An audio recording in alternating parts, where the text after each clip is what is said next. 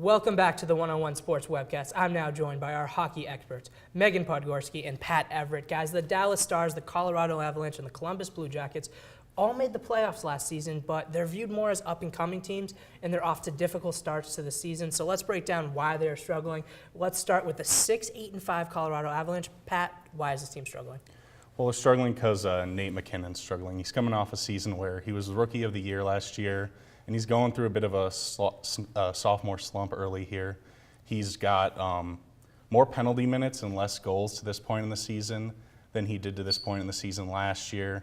And when he had more goals and less penalty minutes during this point in the season last year, the Avalanche were actually 12-4-1. So you're seeing he's on the ice a lot less, he's scoring a lot less goals, and they have half as many wins and twice as many losses this season.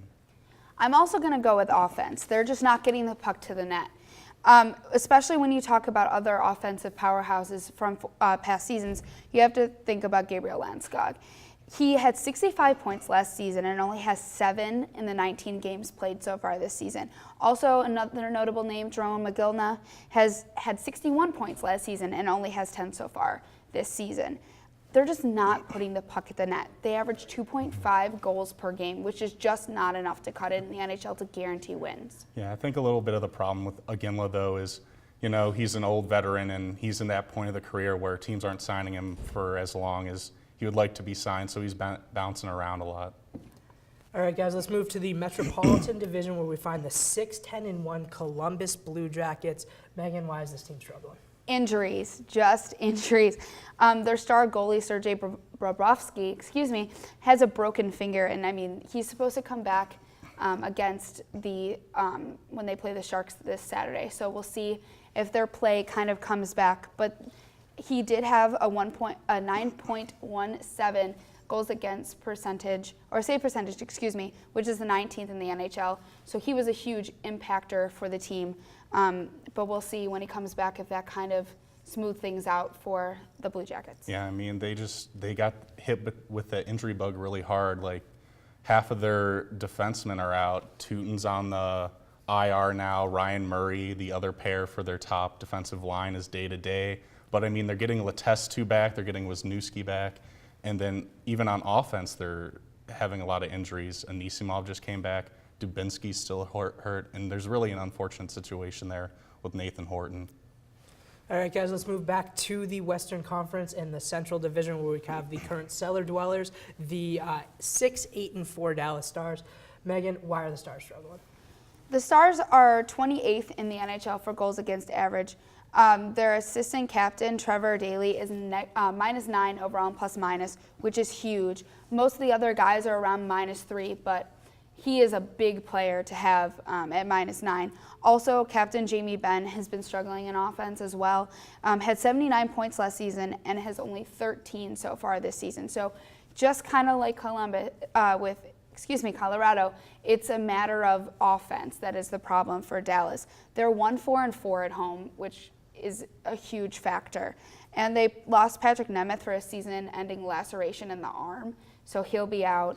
And he was a big impactor for them as well. I'm actually going to say that the defense is the problem for the Stars. I mean, the Stars have the joint leading scorer in the NHL right now, Tyler Seguin. But if you look, the Stars are actually worst in the league in win percentage after scoring first. So about half of their losses to this point in the season, they've scored. They've come out the gate, started fast, scored, and then they can't play with the lead. And twice this season, we've seen them give up 3 goals in the third period, and that's just unacceptable, and you're not going to make the playoffs doing that.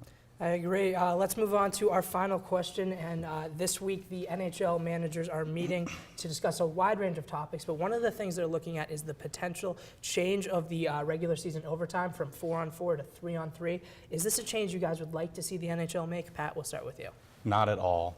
3-on-3 is just too much open ice. And you know where you see 3-on-3, Tim? You see 3-on-3 in the morning skate defensive drills. You don't see it in overtime in professional hockey. I think a better idea is to keep the 4-on-4 format, but extend the overtime period to 10 minutes. This gives the perfect balance of overtime time and open ice. Megan?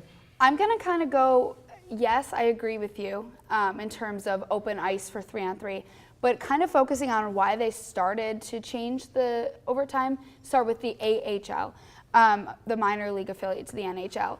They have a system that they just started where it's 4-on-4 for the beginning half of the overtime and 3-on-3 for the second half of the overtime. The 3-on-3 changes how the defense teams work. It's not zone anymore, it's man-on-man, which causes some more open ice play, which is exciting to watch. I mean, I'm a fan of shootouts, but the NHL is trying to move away from the whole skills competition aspect of overtime decisions.